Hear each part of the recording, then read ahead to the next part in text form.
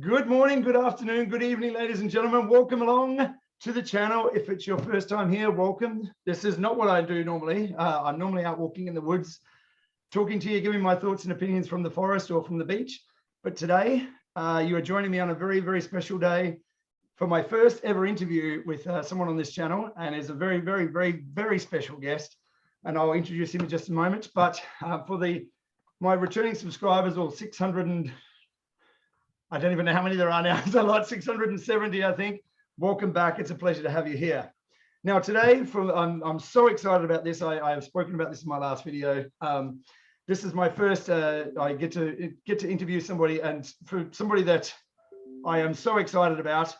Our guest today is Michael Janess. He is a 30-year veteran of the human spaceflight operations for NASA, working on the space shuttle and international space station programs. And now he's coming out of retirement to join NASA's Artemis program, which is designing human landing systems for our return to the moon. Welcome, Michael. It's such a pleasure to have you here. Thank you very much. Well, thank you, Chris. It's a pleasure to be here chatting with you. Great. Now, I have to ask this question. You worked at NASA for 30 years. You're going to work with them again. Are you a conspiracy theorist? No. Depending on how you want to define conspiracy theorists. I mean, somebody once recently said something clever about conspiracy theorists.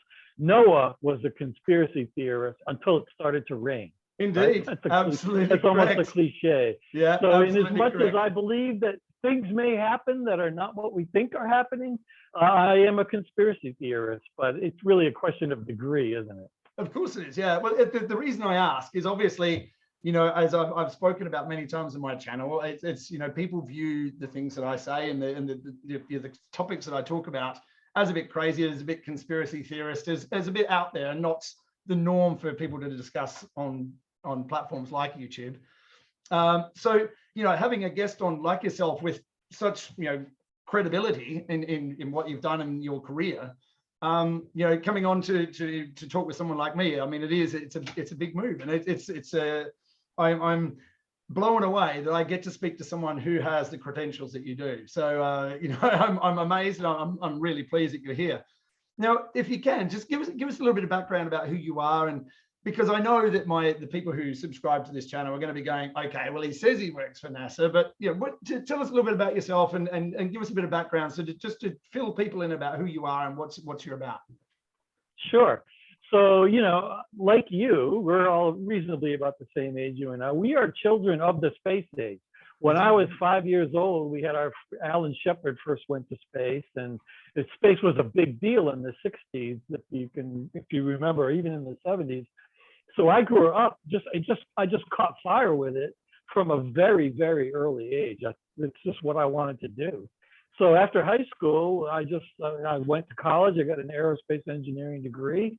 And in college, I interviewed with somebody that was hiring people to go help build the space shuttles out in California. And lo and behold, through some miracle, I was able to get a job right out of college, moving from the East Coast to the West Coast, worked at the Rockwell International facility there, and I was there for about 7 years. And then lo and behold, that same company won the contract to do all human spaceflight operations out of NASA's Johnson Space Center in Houston. So I moved to Houston, and of course I wanted to become an astronaut too from a very early age. So you go where the action is, right? Of course. So I moved to Houston, and then we did all space shuttle mission planning. We trained astronauts. We were in mission control. We executed all those space shuttle missions from the very first mission all the way to the very end of the program. We, in the middle of that, in the 90s, we started assembling the International Space Station. So I was a part of that process. The organization I was in is now called the Flight Operations Directorate. Right. And it includes all the astronauts and all the people that plan the missions, train the crew, train the flight controllers, and all the flight controllers that you see in mission control at those consoles, helping the crew execute the mission and come home safe. So that was what I did, was for those 30 years, was help do all that mission planning and execution. We assembled the space station, we operated it for a little while, and then 30 years and 6 months after I started in the business, it was time to move here to Tennessee and start another chapter. For sure. I mean, it is amazing. And now, there's people that will tune into this to watch this, okay? Because, you know, as I've mentioned in many of my videos, I'm very critical of everything. I question everything, including NASA. You know, and I don't have you on here lightly to say, you know, I want to ask questions because I know people are going to ask me to ask questions. So, you know, the biggest thing for me is that, you know, it's the whole moon landings before, okay? They've been questioned by everyone. And, you know, I've looked at so much evidence for both sides that we were there, we weren't there. Now, you've been involved in this for so long. The question I have to ask, did we go to the moon in 69? Yeah, we went there in 69, and we went there in 70, and we went there in 71, and we went there in 72. Yeah. And I have to tell you that, you know, that Rockwell facility that I got the job right out of college, that was the same facility where they built the Apollo spacecraft. I mean, literally, I could get up from my desk and walk to the very room where they built those spacecraft. And I actually, because of that, quite a few of the people who had done that were still working there on the shuttle program when I showed up. So I knew people who built the spacecraft. And then when I went to Houston, I was working with people, famous people you've seen in the movies. In fact, you may remember from the Apollo 13 movie, the flight director in the white vest, Gene Kranz. Of course, yeah. He was my first boss. He was running the mission operations directorate when I got there. Amazing. And my division chief was another gentleman who you may recall. There's a famous story in the Apollo 11 landing sequence where the computer kept overloading itself, and somebody had to step up and say, "It's okay, keep going. It's okay, keep going." And that person was my division chief when I started at JSC in Houston. And then on top of that, I had neighbors who were Apollo astronauts. And I'll just tell you one little anecdotal story. One of the astronauts who's passed away now was John Young. And he was like an astronaut's astronaut. This guy was really super cool. And you may recall there was a time when this whole "did we really go to the moon or not" thing started to heat up. It's still around. It's still around. Yeah. Well, this is when it first started. This had to be in either the late 80s or the 90s, whenever. And I was giving a tour of Mission Control to somebody that we were interviewing for a job. And there's this viewing room that looks down on Mission Control. And I took him up in there. And who was there but John Young? And, you know, just so you know, John Young was the pilot on Apollo 10 that went to the moon and tested the lunar lander. And he was the commander of Apollo 16 that went to the surface and back again. So this was literally a few days after that "we didn't go to the moon" story broke. And I bumped into him, and somehow it came up. And he was cussing mad about it. He said, "Those people are calling me a liar. You know, those idiots, all you got to do is point a telescope at the moon. It's powerful enough. You'll see the lunar lander sitting there on the surface." I mean, come on. I've suggested that. Look, you don't know this. I actually emailed NASA a long time ago, a couple of years ago at least, because, you know, this whole flat Earth thing, which we'll get to in a moment. We're definitely going to get to the flat Earth thing. This is awesome, right? You know, but, you know, when this whole flat Earth thing started, I mean, I thought this is preposterous. Of course it's not, you know, but the way that my mind works, of course, I'm going to look at it because that's what I do. But, you know, it's all these arguments about, you know, whether we've ever been or whether we haven't been, you know, there's so many different facets to this. And there's so many things that just don't make any sense as to why people like myself question whether it happened or whether it not, you know. And there's so many different things that's like the first interview that the astronauts did when they came back, you know, Neil Armstrong didn't want to be there. He didn't want to be there. I mean, you can see it in his body language. He didn't want to talk about it. He was just so off it that it just didn't seem like, if I was going to go to the moon, if I went to the moon, if I was the first man to step on the moon, I would be jumping out of my skin. Obviously, you know, different people are selected to go to these kind of things. It's not people like me, because I wouldn't be able to control myself, you know. But, you know, there's so many things like that. There's little things that people pick up on, and especially me. I looked at that interview, at that first interview when the astronauts first came back, and it seemed they were really off. You know, especially Neil. He wasn't comfortable being there whatsoever. I mean, I'm sure you saw that interview. Are you talking about the one they had inside their isolation trailer, where they're looking at them through the window and the three guys?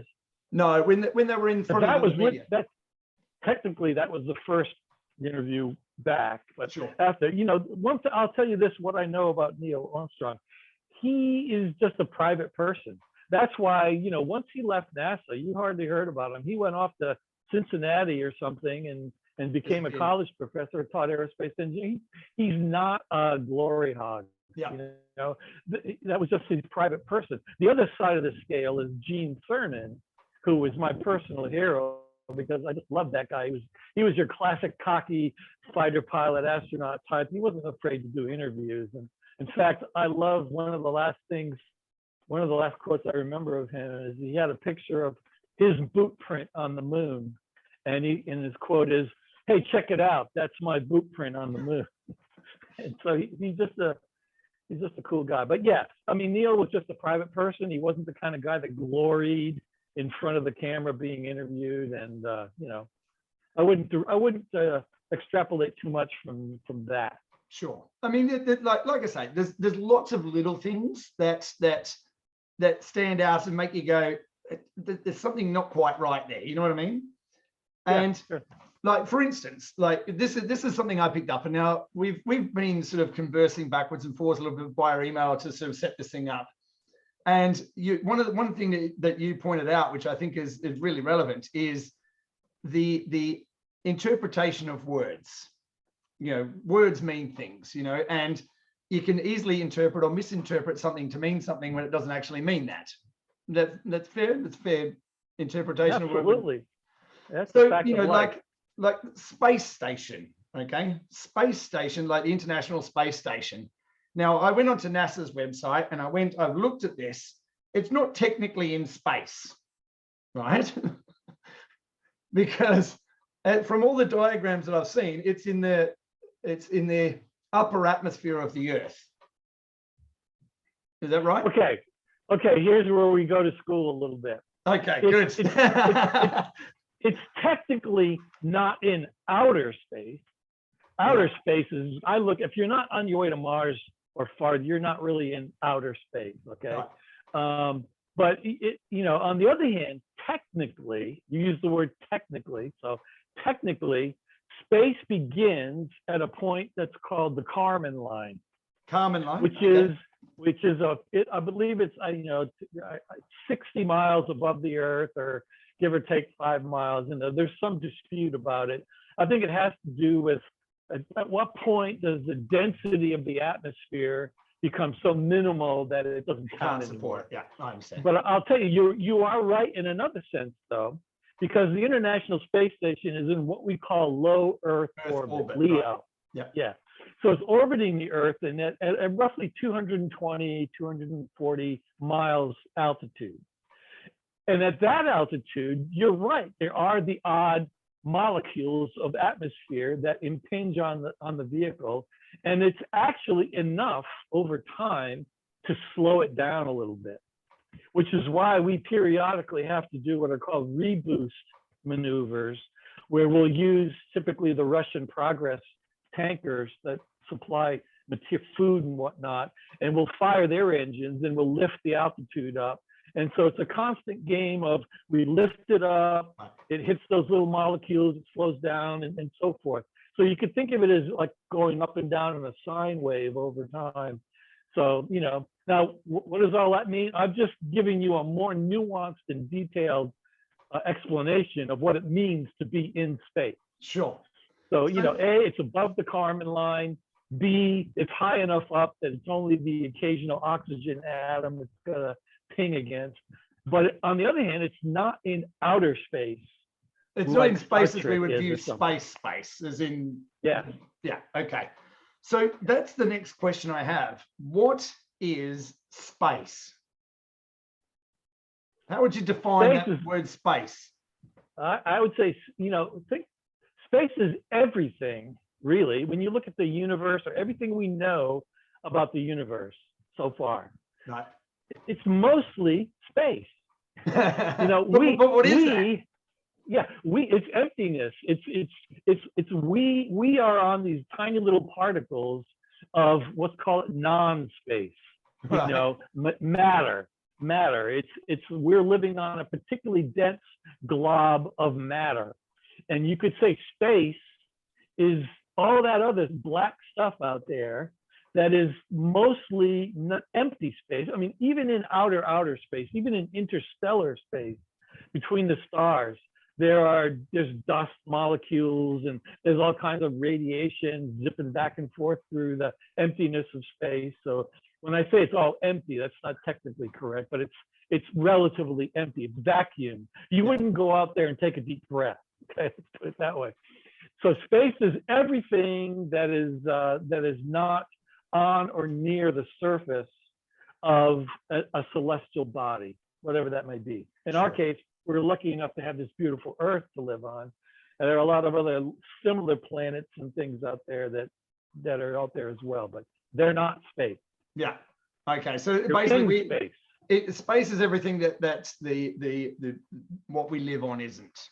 What we regard as planets, or that it isn't. Let's use a metaphor. Let me use a metaphor. It's like, imagine the ocean. Mm-hmm. Space is to the universe what water is to the ocean. Sure. And rocks and fish and other things in the ocean are the equivalent of all the other things that aren't space. Or aren't water in the ocean. Look at it that way. Good. I like that. Now, there's so many questions I have about space flight, right? Because I in every single video I've done, I've spoken about my history. I left school when I was 15 years old. I never completed school. I'm not a university educated person. I'm a questioning individual that questions everything, and I'm eager to learn. I'm constantly learning, every single day I'm learning something new.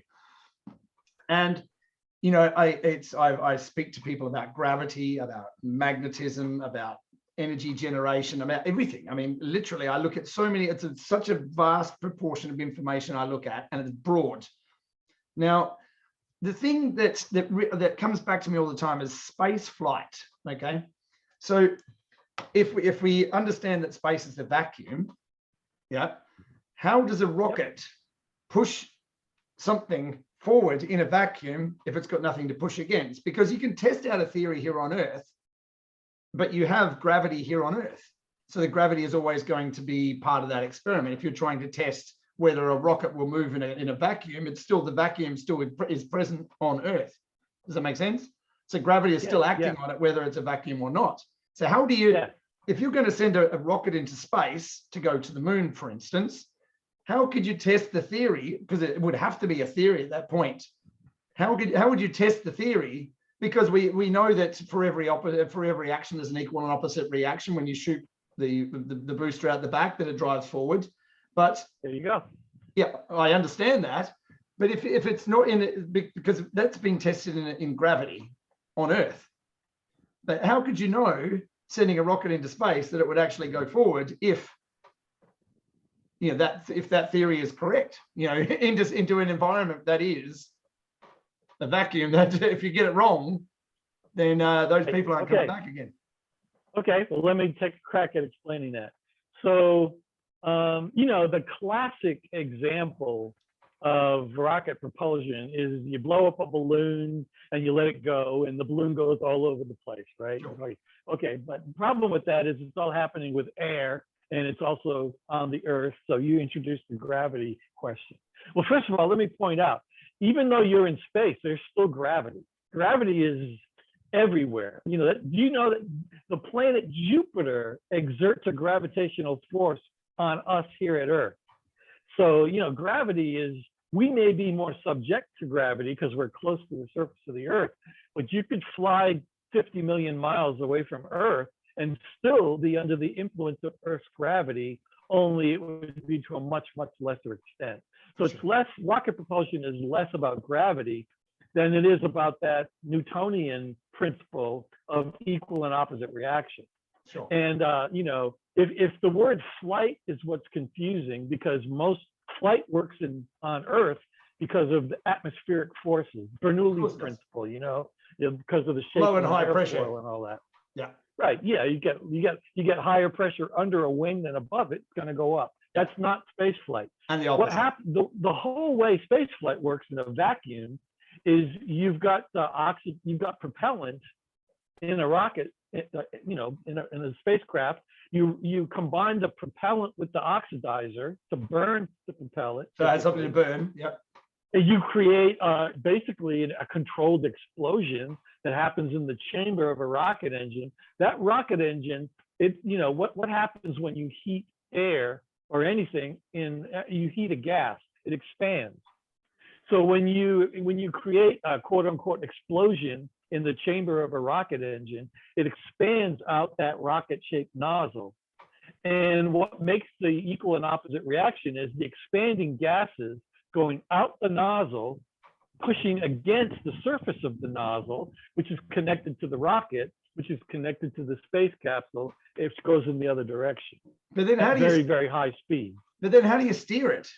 It's not like you've got any wheels on the road. How do you steer that thing? Is it do you have jet propulsion comes out the side to guide course, or how does it There are things called attitude control systems on spacecraft that they do little spurts of gas that kind of keep you pointed where you want.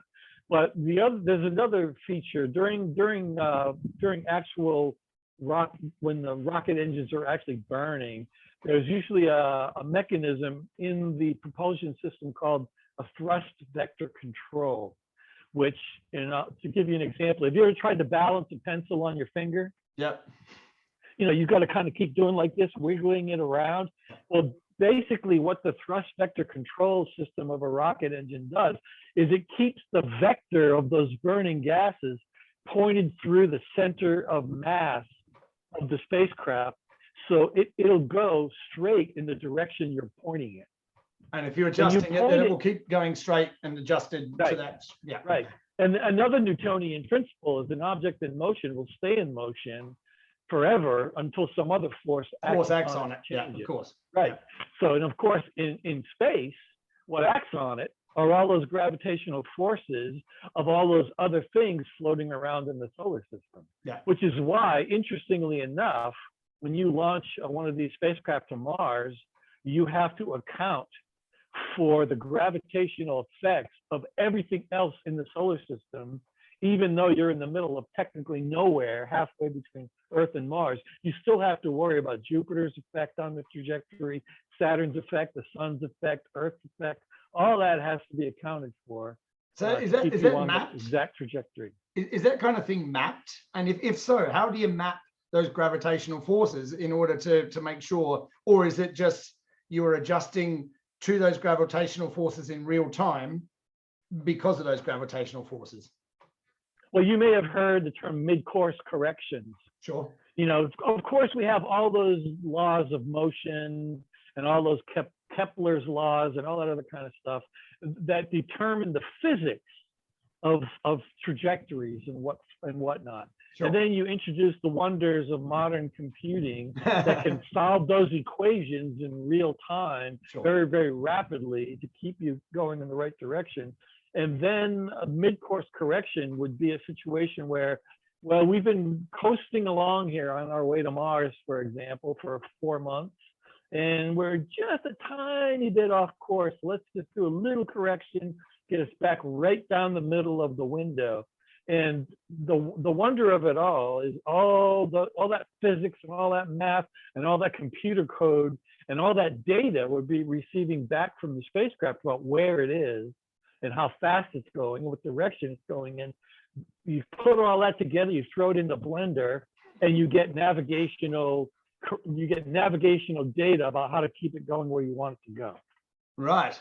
And this is another thing that occurs to me. I mean, if you're I'm sure that technology and you have come into have come into issues with things like these, trying to make a phone call. How can you have real-time data and communication and all that thing with a rocket or with people that are traveling at hundreds of thousands of miles an hour or whatever the speed is to another planet? How can you maintain communication when we can't even communicate on the Earth with everything, with all the technology and the infrastructure that we have here? How do you maintain that technology or that communication with all that in mind? I mean, how is that done? Well, let me point out that 99% of the time, those little cell phones work great. So, occasionally we'll drop a call, and that's not good. Yeah. So how do we ensure that we have a little bit better fidelity communicating with our spacecraft than we do with our iPhones, for example? Sure. Well, that iPhone has a little antenna in it. We have much bigger antenna, okay. And we have much more sophisticated systems that have redundancy designed in. So if something goes belly up, you just switch to the backup system or whatever. And that's one of the key of the design of a spacecraft or of any system that supports spaceflight is you build in redundancy so that when you drop a call, quote unquote, you've just switched to the backup system and you reestablish contact, because you can't afford to be out of comm for very long. Sure. I could tell you a story about something like, I will tell you a story about that. Please go ahead. People might find it interesting. This is going to be one of those embarrassing stories. But one of my positions was I was the lead of the Power Resource Officer Group for Space Station, and our responsibility was to keep track of what was turned on and using electricity versus how much power we were getting from our solar panels and storing in our batteries. And we were also responsible for a thing called a load shed table, which was a power down list when it looked like we needed to reduce the electrical load so we didn't over discharge the batteries. We had to power things down. And at the very, very bottom of the load shed table, the very last thing you would ever want to turn off, we had the space station's communication system. Right. And one day that we had the two of the crew, the only two on board at the time, out doing a spacewalk, right, which is a very risky time. You don't want to be out of comm with the crew during the spacewalk. And at that point, during the spacewalk, we had to execute a load shed table, and we had one missing character in the load shed table, and it went one block too low, and it turned off the comm system in the middle of the spacewalk. So this is where the backup system comes into effect. So the station was in between ground stations. We have a station, we used to have a station in Bermuda, and eventually you'd get over Europe, and then you'd get over Moscow. And they were somewhere in between, Bermuda and Moscow when we lost comm. And so the astronauts, being cool, they just said, I guess we lost comm with the ground. And they just kind of hung out until they flew over Moscow, and we reestablished comm through Mission Control Moscow and uplinked the commands. I turned the comm system back on. But that's a classic example of why you have redundancy and backup systems in spaceflight, because you can't afford to be single string failure vulnerable in something like that. For sure. Yeah, well, you got lives on the line. I mean, you have to make sure there is backup of everything. Now, obviously, you've been involved with the NASA and the space flights since about the 80s. Is that right? Yes, exactly. I started at the space shuttle, what I call the space shuttle factory, in 1979. 79. Okay, I was 7 years old. That's crazy. Now, obviously technology has moved a long way from where we were back in the 60s and 70s to where we are now. Big time. Big time. So our understanding of space and space flight, the Russians were, from everything I've seen, far ahead of everyone. They were the first satellites, first dog in space, first human in space, and yet the Russians have never been to the moon. What do you know why that is, or do you have any insight into why that is? Or Yeah, you're right. They got off to a fast start, and they were ahead of us by a step or two all along the way. In fact, while they were having their big Sputnik and Yuri Gagarin victory parties, we were blowing up rockets left and right, trying to get off the ground before Alan Shepard's first flight. But then as we turned the corner in the States with NASA and we started to get better and better, every one of those exploding rockets taught us something. Of course. This was before. Every failure is a learning, every failure is a learning opportunity. Yeah, so it's not a failure. That's how SpaceX and Elon Musk have come so far, is by blowing rockets up and learning something every time. Yeah. So anyway, back in the day, that's what we were doing. We were learning after every mishap. And when we got to the point where we were really in the thick of the space race, the moon race, the Russians tried to upscale from their orbital adventures that went reasonably well to a big giant rocket. They're the Russian equivalent of the Saturn V rocket.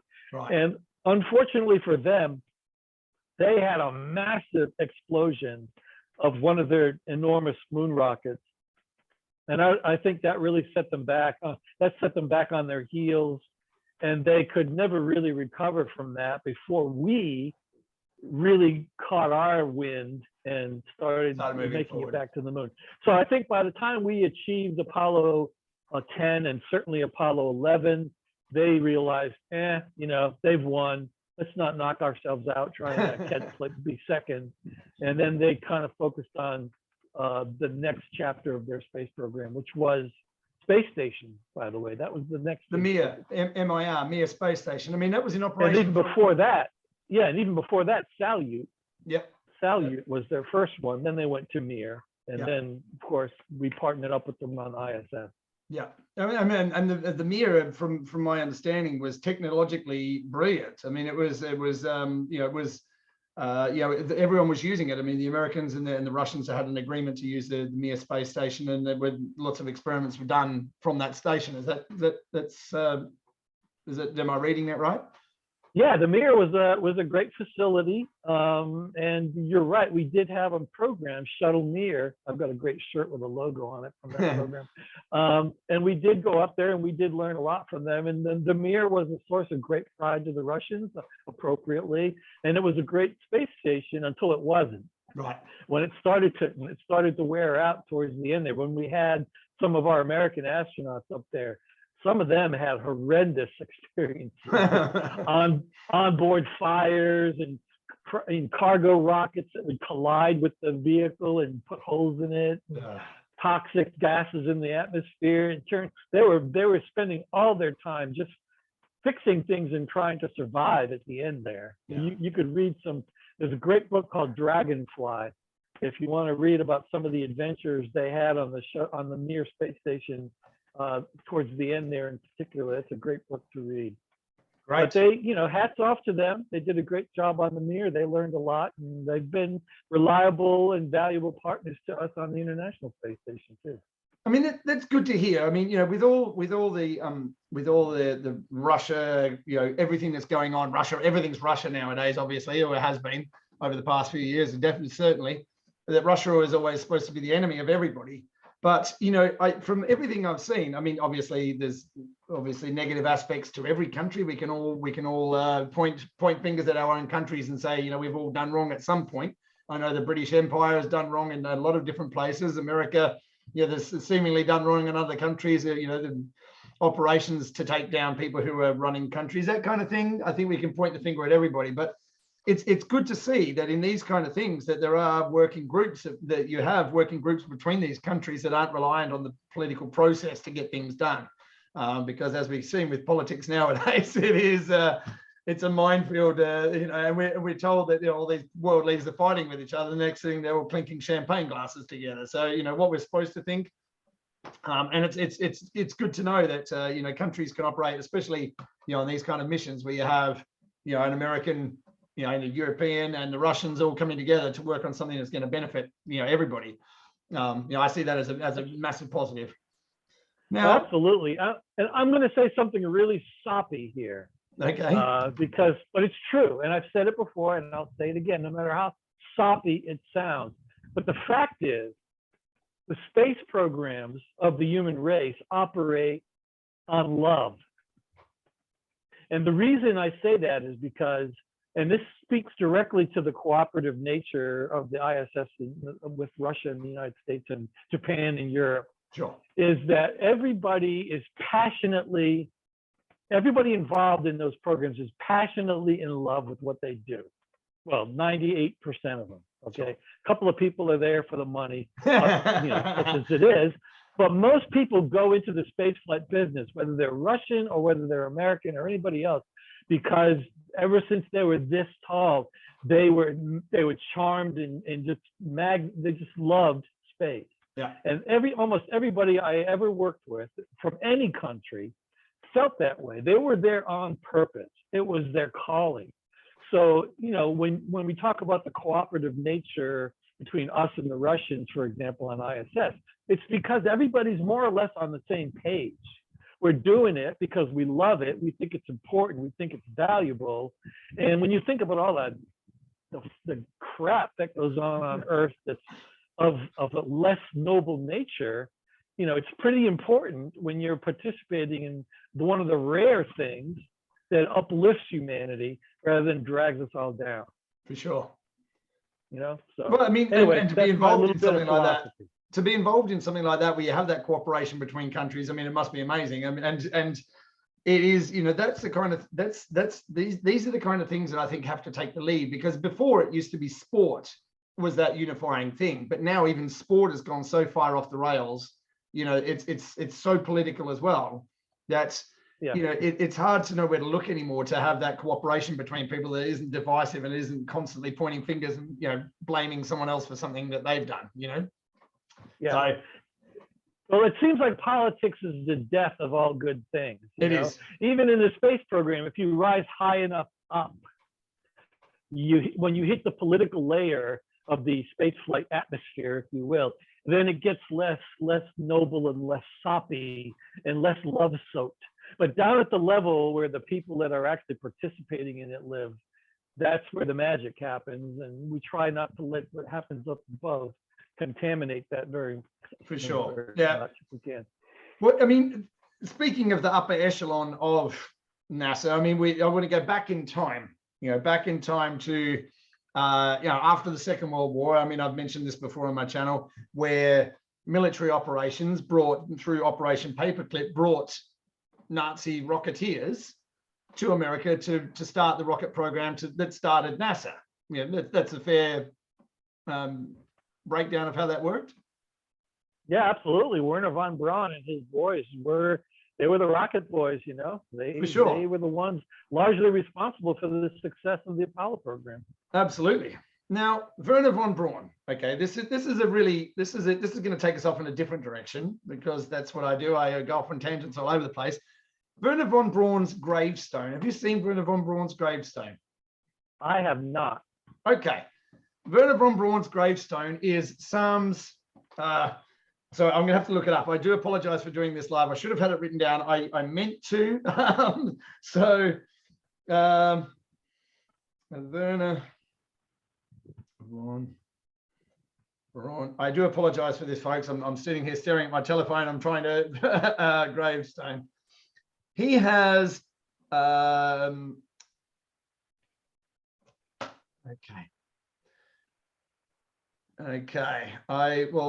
Here it is. Here I have an image. It's Werner von Braun, and it is Psalms 19:1. You're a Christian, I take it? Yes. Yep. Okay. So Psalms Absolutely. 19:1. I'll read that out. 19.1, and this is the thing that leads us to the flat earth.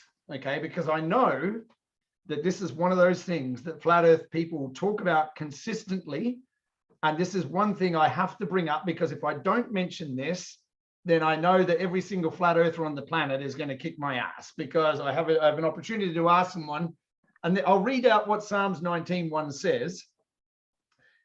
The heavens declare the glory of God, and the firmament showeth his handiwork. Okay, now every single flat earth person everywhere points to the word firmament in the Bible as being the dome that covers our earth. So what's your interpretation of the firmament in that Psalms 19:1? And do you think there's a two-pronged question, which you'll be able to get into? So Werner von Braun is former Nazi. Whether he was a Nazi or not is irrelevant, but he worked for the Nazi party. He then came to start NASA making rockets.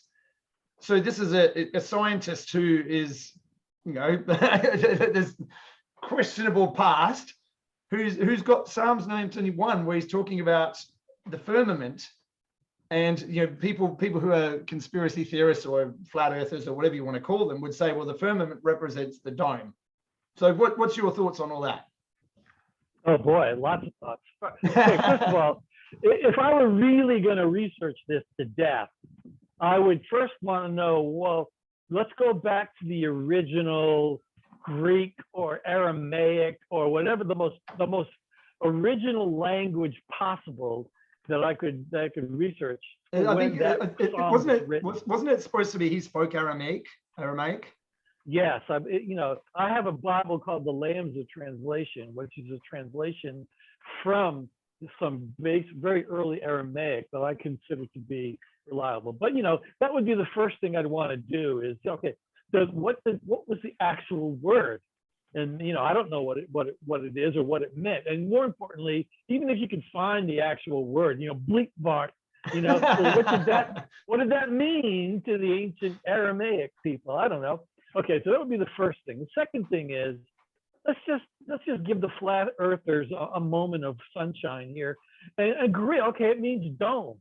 Okay, so unless the psalm was written by somebody in the middle of outer space, it was written by somebody on the surface of the earth. And even if you're on the Great Plains and you look up to the sky, what do you see? You see a 180-degree dome above you.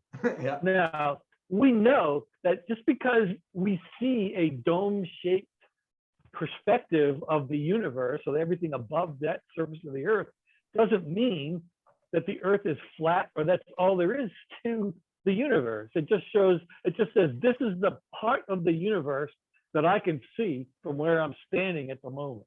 For sure. That's all that means, Well, and then that plays into our perception becomes our reality. So if you perceive the world to be flat, then as far as you're concerned, it is flat, right? That's right. Your reality. Right. I mean, when you think about it, it wasn't really stupid or crazy initially to assume that the sun went around the earth. For sure. Because I stand up in the morning and I see the sun, and the sun goes from the east and it goes over my head and it goes to the west, and you think, well, I'm not moving, I'm still standing right here, so the sun must be moving, right? So it's perfectly logical, but it's just another example of how your eyes can fool you. Of course, yeah. I mean, it's, as I say, I've looked at this backwards and forwards, and I contacted NASA. As I was saying, a couple of years ago, I sent NASA a request to try and, I came up with an experiment in my head about how we could put this whole flat earth thing to bed and prove it once and for all that it was garbage, right? I thought, genius idea. I'm going to contact NASA and I'm going to propose an experiment where we could just completely put this to bed, right? So, it's not an easy process to contact NASA to propose an experiment. That's the easiest way I can put it. I contacted a few different people. I was sent some forms to fill out, but it was the technical knowledge and that you would have to fill out these forms. I don't have that. So it was pointless, absolutely pointless. But I came up with an experiment that could fix this whole argument once and for all and solve it, but it's obviously it wasn't right for that. I'm not giving up on it. I'm not giving up on it because I really want to do it. That's the kind of bit as being the kind of person I am, I'm like the doubting Thomas of the Bible. I unless I can see it, and I want to understand the world. I really do. Because as I look around me, I want to have an understanding of where I live and why I'm here and what it's all about. And I don't want to rely on third or fourth or fifth hand information to tell me. I want to experience it. I want to hold it. I want to touch it. I want to be part of it.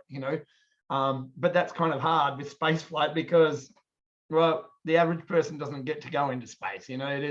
That's right. For a special kind of individual that would handle the rigors of what that takes to do it. I mean, to go into that kind of environment, if it is the kind of environment that we're told, the vacuum of space, all these kind of things, it's not the kind of place that the average person could go and would be able to handle that kind of intensity, I don't think. So I understand that, to the average person couldn't go. And that's, so, I haven't given up on that. I will continue to come up with ways that I can, try and figure this out because it's an intriguing subject. I'm intrigued by the whole thing. I really am.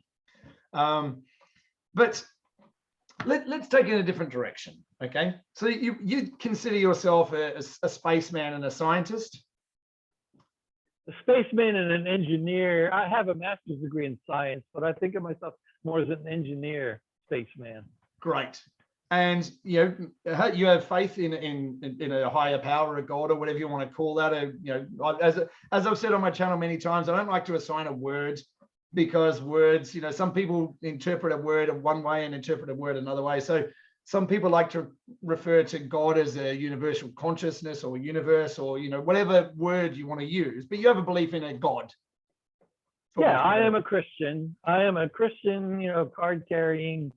Card carrying Christian. That's awesome. Like I have that faith as well. I do. I don't assign it to a particular religious belief system, but I have a faith in an almighty, powerful consciousness, whatever you want to call it, God or whatever you want to call it. So with the way that science views, especially religious doctrine, and religion in general. Do you find that there's any kind of within space flight, within your movings in and out of the space programs and all these kind of things? Do you find that most people have a faith, or is it they don't have a faith, or is there a proportionality with that, or that people who are involved in these kind of programs that have a belief system, or they don't, or is there a there are tens of thousands of people in the business. Even at Johnson Space Center, I believe there were 12,000 people. Right. And that's not counting everybody at Kennedy Space Center and everybody else. But among the subset of the population that I worked with on a regular basis, I would say the majority were people of faith. Really? Because it is, we're constantly told by science, science is the new religion in a lot of cases. We're constantly told by science that God doesn't exist and everything just popped into existence in a moment from the Big Bang. That there is no God and it just happened. So how does that work when you're trying to balance that, the whole creation, Big Bang? How does that gel with the? Yeah, well, I can't testify to how anybody else would explain it, but I'll tell you what I think about it. And I've given this subject a lot of thought. I am like you, even though I am a space guy, I am also a philosopher at heart. So I've given a lot of thought to religion and science and all that thing. And I'll tell you this, I think the whole science versus religion conflict is it's a false premise. Of course it is. I'll say, for me, science explains how God does things. Of course. Of course. The fact that you can explain, I like the analogy of baking a cake.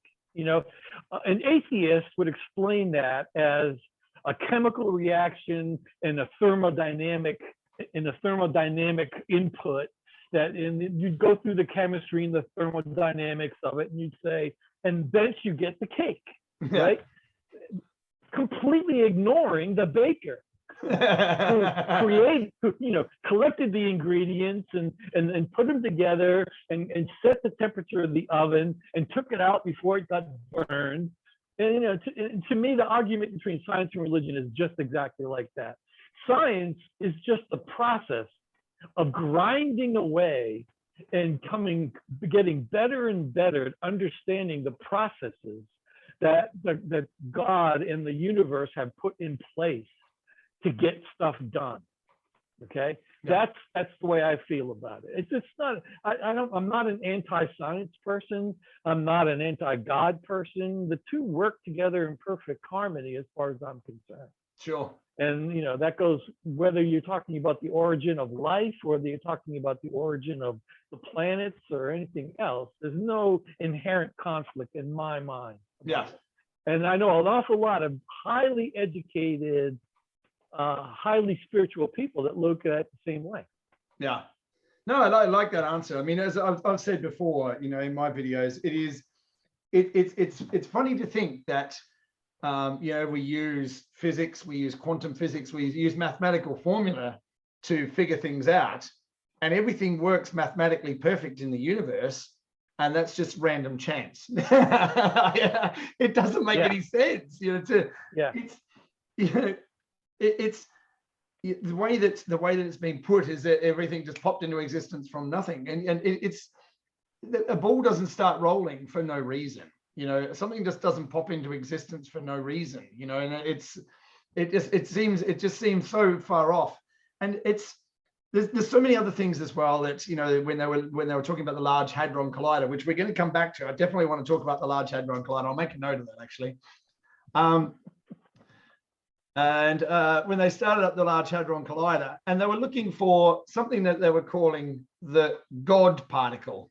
At the same time, saying that God didn't exist. I find it astounding that is it trying to thumb their nose to people of faith, or what's your thoughts on that?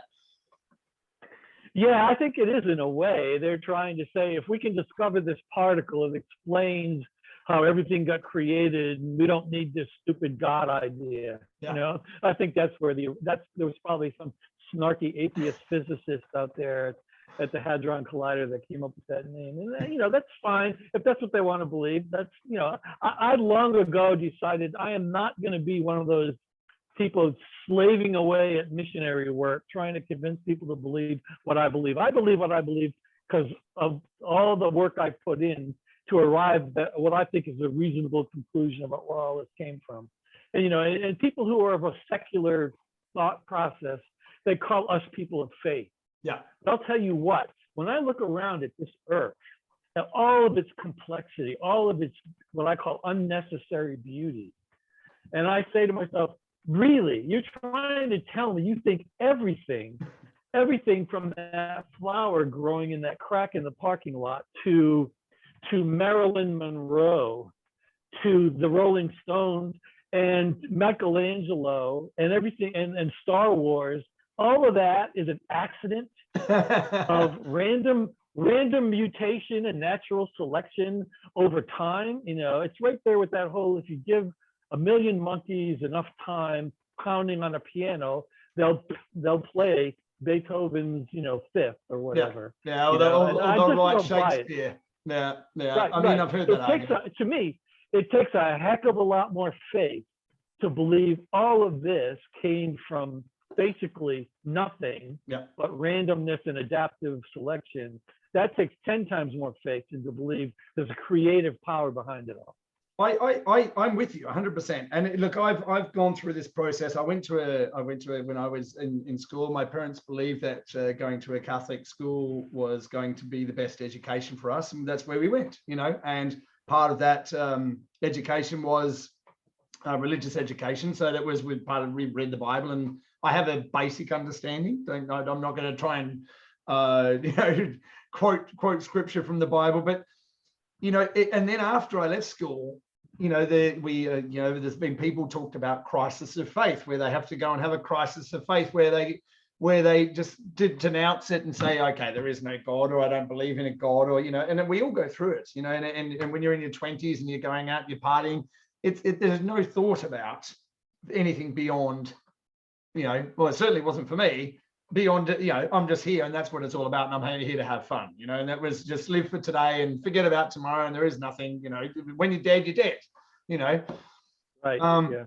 But, it is, as the more I've gone through my life and the more I've been, it's seemingly guided on this path. I mean, things that come to me, opportunities to talk to people like yourself, and it is astounding. And every single day it's more and more that there's no coincidence. I'm being guided on my journey to everything that I'm supposed to experience because I'm experiencing it. There's no accident, there's no coincidence.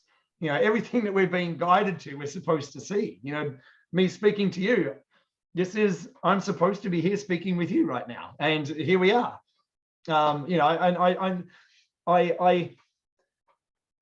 Everybody, and I don't care who they are, as you well said, everybody relies on faith. We all do.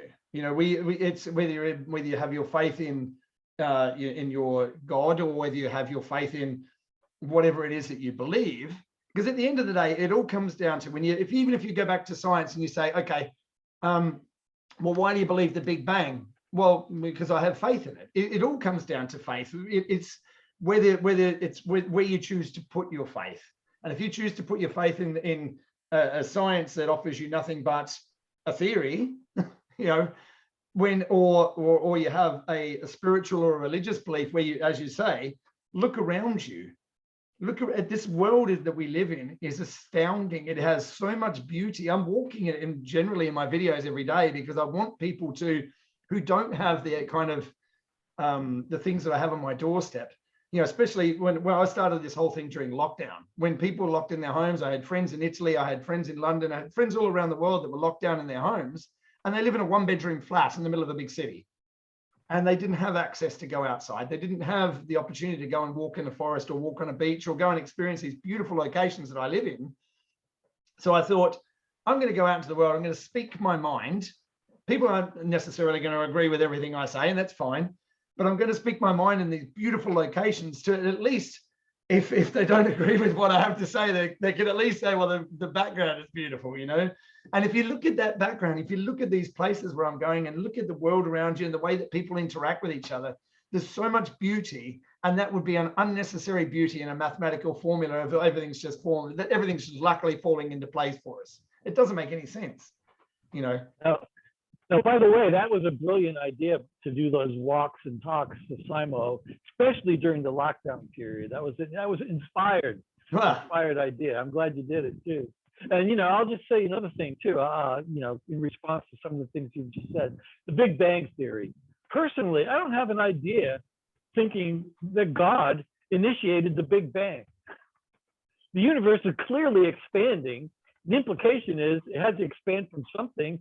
So the idea that maybe that God just creates in cycles, maybe the Big Bang was just the beginning of the cycle that we're in, and eventually there'll be another. I don't know. That's way above my pay scale. Yeah. But I have no idea. I have no problem thinking, okay, if there's evidence that there was a Big Bang, all that says is there's evidence that God was at work creating things through a process that included the Big Bang. Of course. Okay. So no problem there.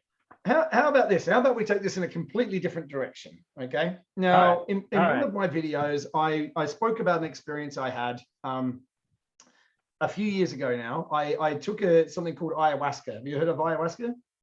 Oh yeah. You went on a spirit journey or something. I did. I've as I've said, I haven't always lived a wholesome lifestyle. I've done a lot of things in my past that I'm not overly proud of, but that's the life that I've lived. So I've experienced probably most forms of drugs in my life. And I'm not proud of it, like I say, but I have. So ayahuasca, that experience that I had, it was so profound that I was able to see creation happening in front of me. I was actually able to, it was visual, I could see it.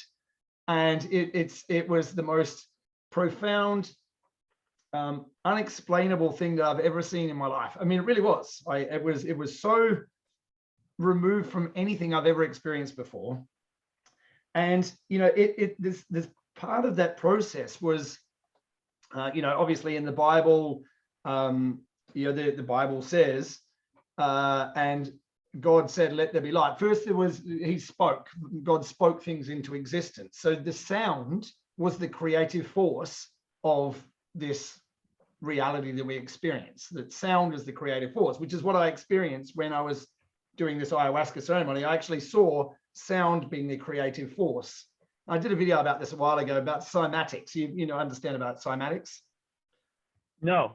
Cymatics, where you have, I'm sure you've seen it, where you have a plate, there's a steel plate, and they sprinkle a sand on it, and they put a frequency through the plate that it vibrates at a certain frequency, and the sand forms geometric patterns on the plate.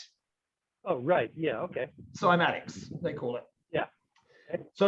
So the from everything I've seen, I mean, that's obviously a two-dimensional plane where the sand is forming those geometric patterns. But if you expand that into a three-dimensional reality that we experience, then that sound would form 3D geometric shapes based on the frequency that was being emitted.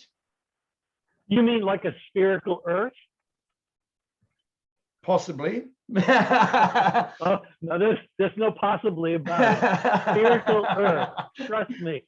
Yeah, I mean, Okay, go ahead. I would love, I really would. I would love, you know, when they started talking about space tourism, I want to go to space. I do. I always have. I always, you know, I will never give up. I'll never give up on that. I'll take it. I'll take a step back for a moment. There's certain things that I want to do in my life. Okay, so people have their bucket lists of things that they want to do, you know, and my bucket list is so far removed from any kind of normality. I want to do things that are so stupid that it will go into history as being that guy did this, and why did he do it? It's ridiculous. You know, that's the things I want to achieve, but like that. And one of those things that I want to do before my day here on this reality is done, I want to go to the deepest part of the Mariana Trench on this earth. And in the same day, I want to come up from that Mariana Trench, and then go into space the same day. So I want to go from the deepest part of the earth into space the same day, just so I can say, you know, I've done it, you know, for no other reason. I mean, it is, like I say, ridiculous. I want to have a street named after me, you know. And my wife and I were debating, what would it be called? I mean, you know, Chris Large Street, it doesn't sound right. You know, so my wife, in her utter genius, as she always has been, she said it has to be called Chris Large Way, you know. Of course. Yeah. So well, you know, that's quite an ambition you have there. But back when I lived in Southern California, we used to think it was cool to go skiing in the morning and then go to the beach in the afternoon. That's nothing compared to your Marianas Trench to Earth orbit ambition. I mean, it is thinking big. It's ridiculous. I don't like to think small. With a surname like mine, I can't think in small terms. I can't. It's not how it's done. You know, with a name like that, you just have to think ridiculous. So that's generally what I do. Now, we mentioned the Large Hadron Collider. Now, I don't know whether you've ever come into contact with a concept called the Mandela effect. Have you ever heard of the Mandela effect? I've heard the term, but I'm not familiar with exactly what it means. You'll have to refresh me. No problem at all. Okay, so it started with Mandela, okay, that there is a proportion of the population that remembers Nelson Mandela dying in prison, okay, remembers it, clear as day. They remember Mandela dying in prison and Bill Clinton speaking at his funeral, okay? Now, the majority of the population don't remember that. We all remember Mandela leaving jail and being a statesman for South Africa and being the president of the country, right? What's your memory of that? You remember him coming out of prison, right? Yeah, that would be me too. Yeah, yes, out of prison, becoming president. But there are many people that remember something completely different, and you know, there's thoughts. You know, there's lots of different theories about this. But that was the first one that people start to notice. And in popular culture, there's things that people remember a certain way that aren't that way at all, right? Now, one of those things that just doesn't make any sense whatsoever is Snow White, okay? And the Snow Seven White. Dwarfs? No, well, Snow White. I grew up with Snow White. I've got 2 young children. We've got the Snow White on DVD, you know. So after I heard about this, I went to check it, and it's 100% correct. I grew up watching Snow White. I'm sure you've seen Snow White, right? Absolutely. Okay. What does she say to the mirror when she speaks to the mirror? Well, as I recall, it's something along the lines of mirror, mirror on the wall, who's the fairest of them all? Exactly right. We all remember Mirror, Mirror on the Wall. In fact, there's a Hollywood movie called Mirror, Mirror, which is about, you know, there's a Hollywood movie called Mirror, Mirror, which is, you know, ties into Snow White and this fairy tale story. Okay. The book Snow White says mirror, mirror on the wall. Now, you wouldn't have read the book. You would have watched the movie like everybody else. The movie does not say mirror, mirror. It says magic mirror on the wall. Who's the fairest of them all? Now, it has never, ever said that. We all know it says mirror, mirror. But if you go and watch the movie now, it says magic mirror. Not once does she say mirror, mirror. Huh. So this is one of those things that is a Mandela effect. It's called the Mandela effect because Mandela, that memory of people of him dying, was the first instant where people started to look at popular culture and think there are things that in popular culture that we have a memory of that are completely different from what we have a memory of. Okay. Yeah. That's the Mandela effect. So there's lots of different instances of it, but the main one is Mandela, and the other one that everyone recognizes is the mirror, mirror thing. Okay.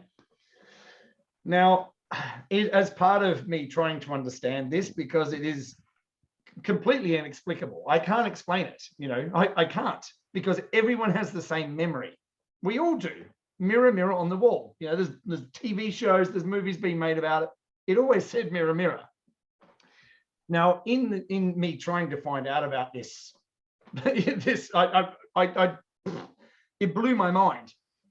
So I came across this young boy who was a theoretical physicist, okay? And he was doing a video where he was being interviewed on YouTube. And he said, I have a theory about this Mandela effect, okay?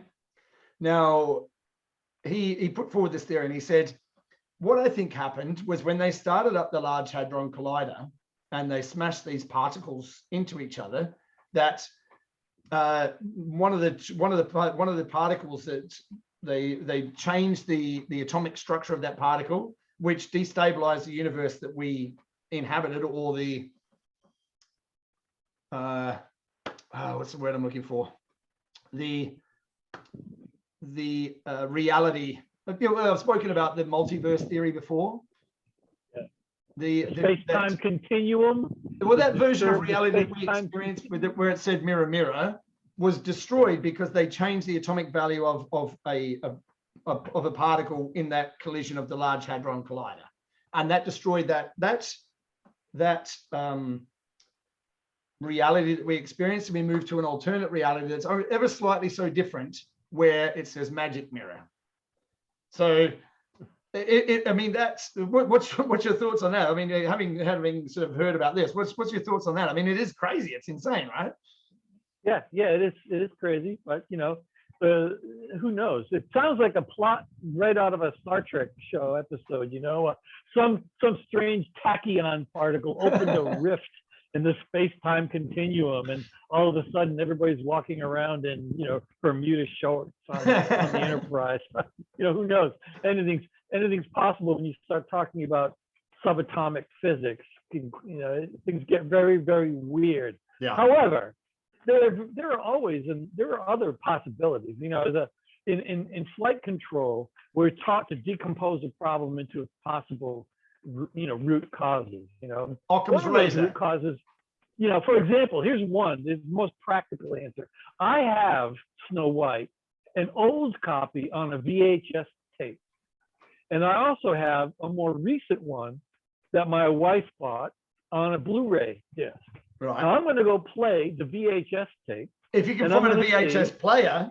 Oh, I have one. I bought one just so I could play old VHS. I'm going to play the old VHS copy of Snow White, and I'll see what she says there. And then I'll look at the Blu-ray disc, and I'll see what she says there. And if she says mirror, mirror on the VHS and magic mirror on the Blu-ray, we'll know that Disney did what Disney does and tweaked it a little bit. Of course.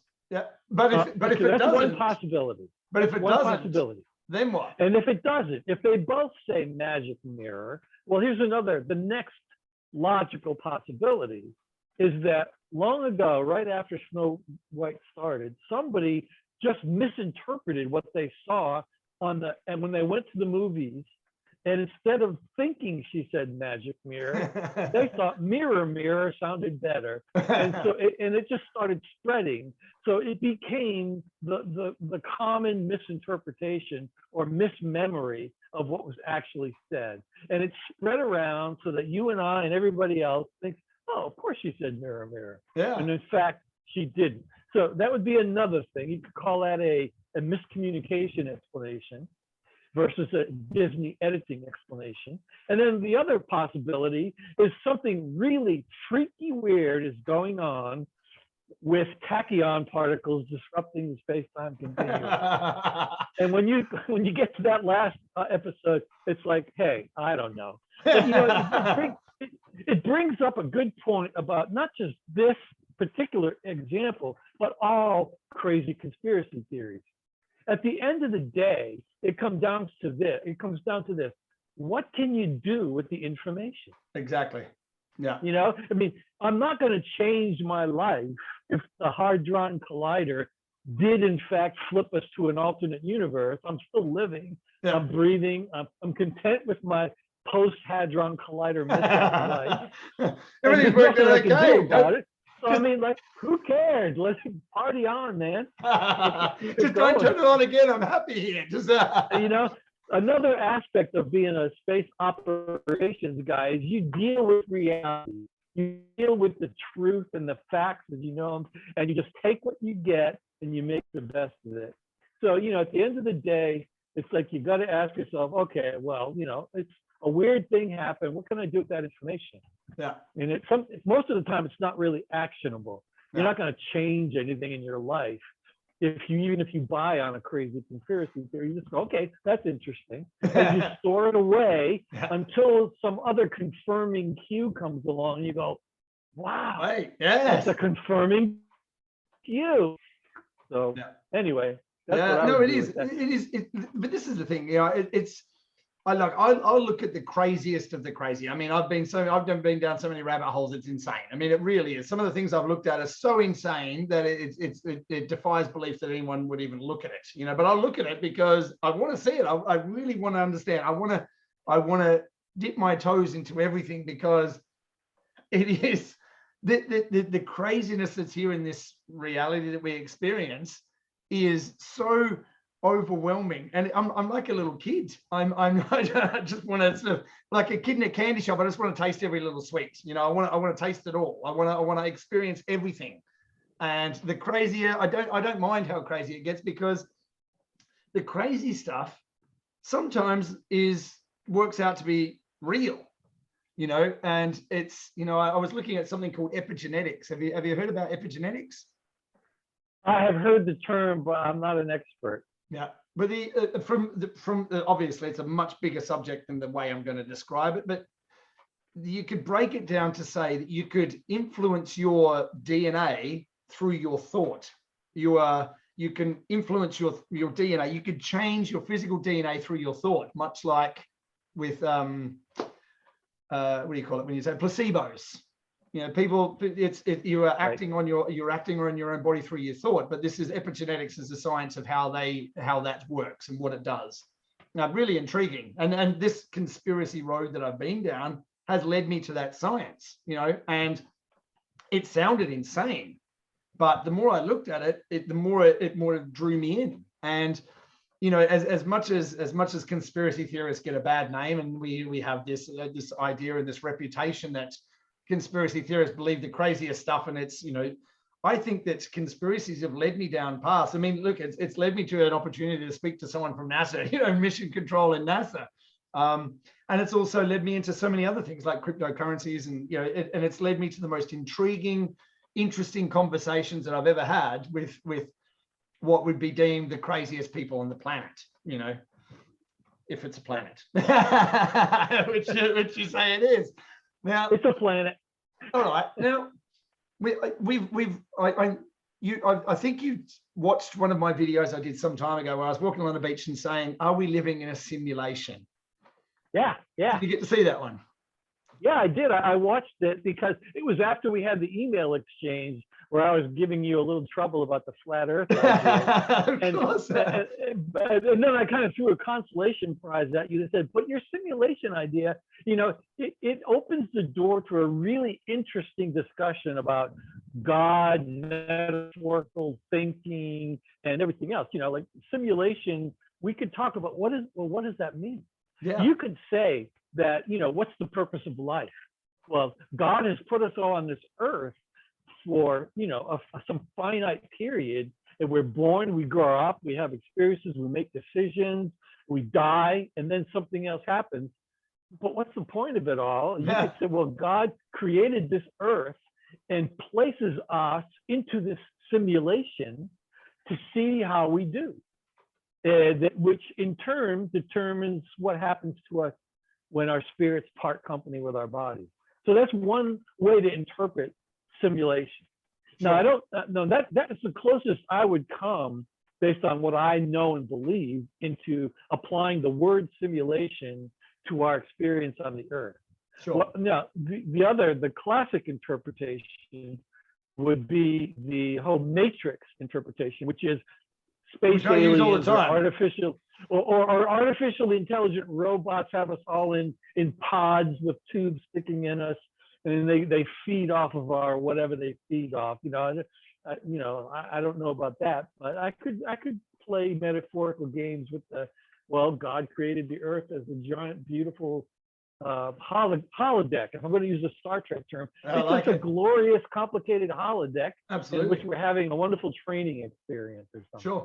So, all right. Well, yeah. I'll tell you what. How about I give you the analogy that I like to use when I'm talking about the reality that we experience, as reality, and the simulation idea.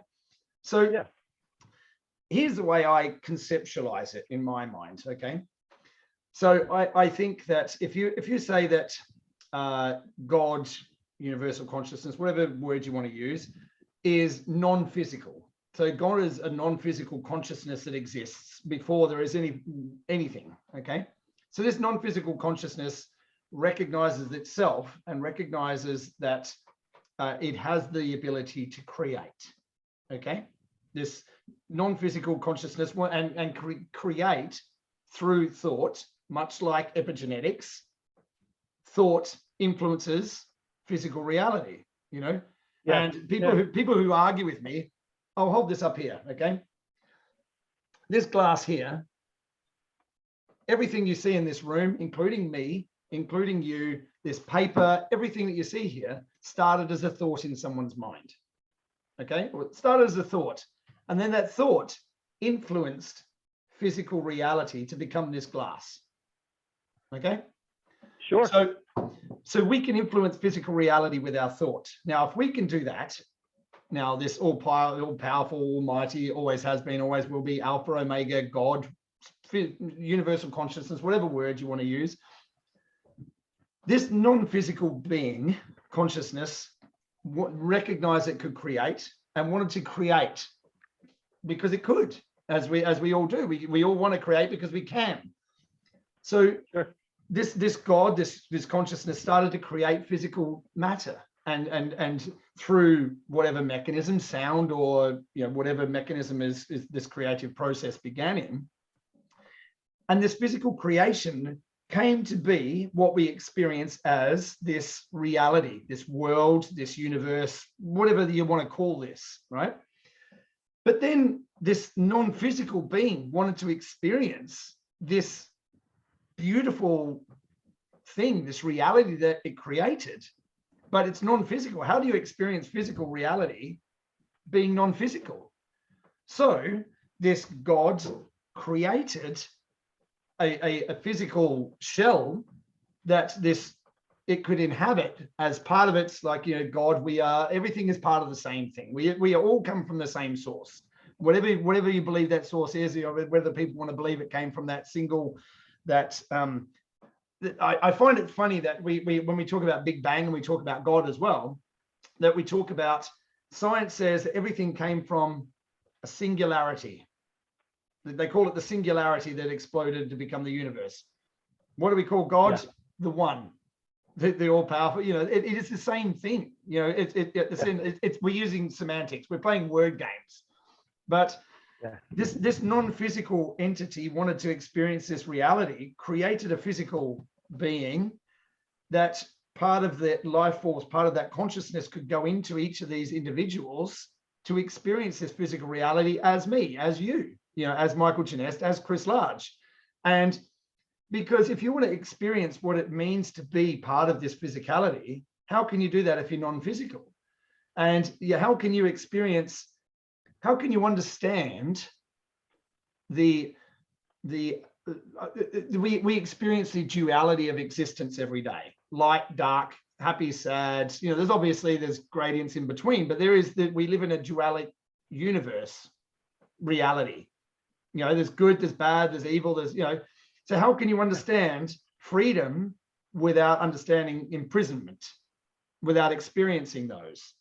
So all of our realities, all of that, my life, your life, everybody's existence in this reality that we experience feeds back our experience through this, our eyes, our consciousness, our experience of this feeds back to that consciousness, that universal consciousness, and that consciousness, that understanding is growing all the time. Like the universe is expanding, much like the consciousness is expanding from all of our experiences feeding back to it. So the universe is a physical representation of this non-physical God, or whatever you want to call it, experiencing itself, and its expansion of that creation, that expansion of that understanding of creation through our experience is what's growing the universe that we see as physical reality. Well, that's a fascinating way to look at it. You know, the problem with trying to understand things on this epic cosmological scale is, again, we run up against the limitations of language. And our imagination. Yes, you could say we're like a couple of Labrador retrievers trying to bark away an explanation for how high definition TV works. Absolutely. How many variations of woof woof can you come up with that I don't know, there must be a few. TV works, you know? So it's like we're kind of bounded by our ability to generate ideas and put them in language that we can each communicate with. And what you just proposed is a perfectly feasible possibility within the scope of my ability to understand what you mean when you say those words. So yeah, but again, I come back to what I said before, is I can nod my head and go, huh, that's pretty cool, pretty interesting, but I don't know what to do with the information. Of course. You set it aside and you say, well, let's just hope someday, as I evolve from this simulation or life, whatever you want to call it, to the next, whatever comes next, that all of a sudden I'll be in a position where I can go, oh, that's how it is. Right. You know, and it may be that way, or it may be the other way around. It may be that rather than God using all of us as a vicarious experience to expand and grow, it's the other way around, where he's giving us this experience so that we can grow. So he has, if not a peer group, then at least a group of other intelligent beings who've experienced the same things he or she has. I'll be a little bit progressive here. Say, use the right nomenclature. We don't want to get in trouble. I'll throw him a bone. You know, maybe that's another possibility. So we could come up with all kinds of possibilities, and at the end of the day, we could go, oh, that's kind of cool. But you know, the risk that we take is we find ourselves back in that dorm room when we were 18 or 19, or apartment or whatever, you know, smoking a little marijuana, and we start thinking, man, what if we're all living on a neutron and a molecule on the fur of a dog, you know? What was it? Animal House, wasn't it? Yeah, it was something like that. So, at some point you stray off into the woods like that. You go, and again, you go, well, maybe we are. Maybe, yeah. It is. At the end of the day, I still have to cook dinner. No, and I know all about that. I mean, that's what I do on a daily basis. I cook everyone's dinner. It is, it is. It's one of those things. I think is I've expressed many times, and I talk about it all the time. I don't sleep a lot. I don't. I sleep maybe 4 or 5 hours a day. That's it. And I have boundless energy. I do. And I've got such an inquisitive mind. I have to occupy myself by doing something. And it is asking these questions and trying to fit all these pieces together to try and make a something that looks like that I can make sense of, because it is, it is. I don't know. I think it's just fun trying to sort of tie things together, and it's one of the, when I was a kid, I used to do puzzles. I used to do word games. I used to do, things that you got certain clues and you had to figure out whose brother was someone's auntie's cousin's sister twice removed. It was, those kind of things. You had to, I love doing all those kind of things because your brain is like activated and moving. So, I think it's, I do these kind of things. I talk about these kind of subjects. I'm involved in it. I read about it. I want to understand it because I'm like a sponge of just, I want to just take it all in. I want to take it all in and try and process it in my mind and come up with some kind of way that I can express it that makes sense of the world. Because when we look around, nothing makes sense anymore. Nothing at all. The world's crazy. Yeah, there is an increasing trend towards craziness. There is. I mean, even since like from my 20s, now I turned 65 a week ago. Oh, congratulations. Happy birthday. Well, thank you. Yeah. 65 going on 17. Yeah. I know how that goes. But, even in that, what's that, 4 decades, 4 measly little decades, and it's a lot's changed. There's a lot of things that used to be trustworthy that aren't trustworthy anymore. And there's a lot of seemingly dark things happening in the world that, weren't happening when it was still morning in America, quote unquote, and you're right. There's some strange stuff going on, and all we can do is, but I'll tell you what, we all have to live our lives in a framework of understanding. And I love people like you. I resonate with people like you. Like I said, we're philosophers, right? Because you have to be curious. You have to keep learning. You have to explore. You got to ask questions. You got to push back a little bit on things. Otherwise, you become a person who's content to go do something for a few bucks and sit on the sofa and watch football and then go to bed and do it all the next day. That's not even living to me. There's a difference between existing and living. And to me, living includes a certain curiosity, a certain need to keep learning things and growing. And that's Absolutely. What I like about the way you approach things here. Oh, no. I'm amazed, when I started this journey of doing these videos, me walking through the forest or walking on the beach and just talking out loud. I mean, it seems, as people see me do these kind of things, I mean, walking through the forest and people see me talking to myself. I mean, it looks nuts, it really is. And realistically, I am talking to myself. I'm trying to sort of sort out my thoughts in my head out loud that other people are listening to, and it astounds me. I mean, when I started the journey, I didn't know what would happen. I mean, I was literally talking to myself, and then some more people sort of started to listen to what I had to say, and not everyone agrees with everything I have to say, and that's what it's all about. We don't have to agree with everything we all think. I mean,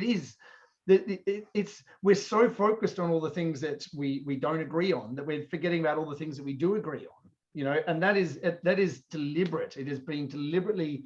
We're all being deliberately manipulated through our media and through our politics, and it's shocking what's happening right now, across the world. I mean, I'm from Australia originally, family and friends in Australia that are in the worst hit places like Melbourne, where there's an oppressive regime that is keeping people locked down, and for no good reason.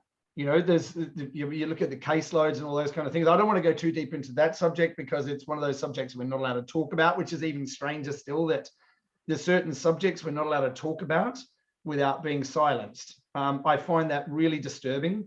And at no time ever in history have the good guys been the people who have been silencing opinion, So It's outrageous. That you don't even want to get me started on cancel culture. I think that is the most outrageous.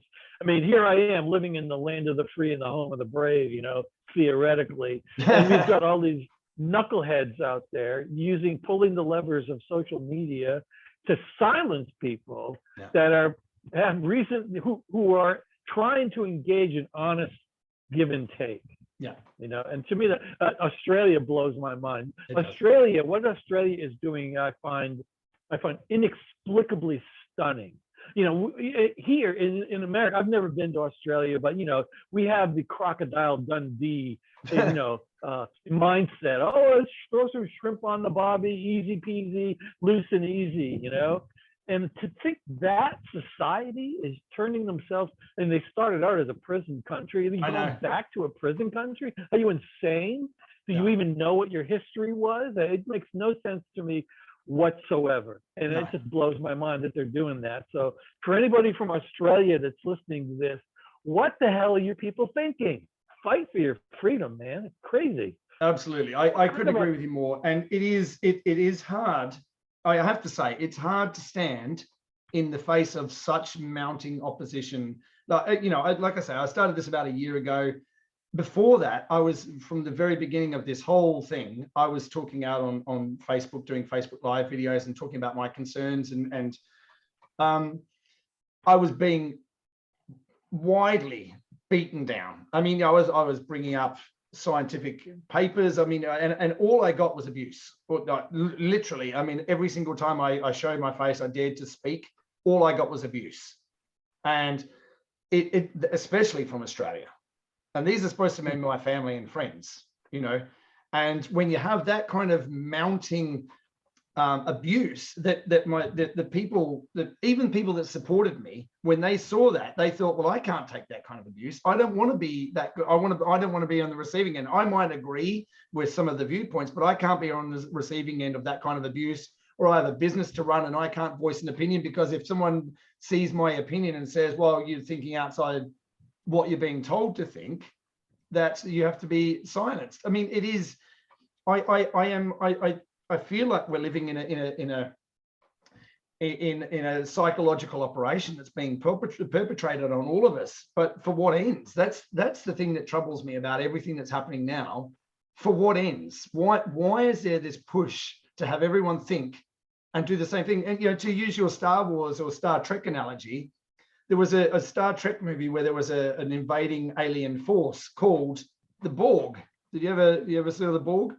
Oh, I'm very well acquainted with the Borg. Where you assimilate with the Borg, because the Borg all think the same. You have to assimilate. Once you assimilate with the Borg, you'll be happy and everything will be just fine. And resistance is futile. It's futile. Absolutely. Resistance is the futile. Motto of the cancel culture. Yeah, it is. It astounds me what's going on and how people are so willingly giving away their rights. I will never do that.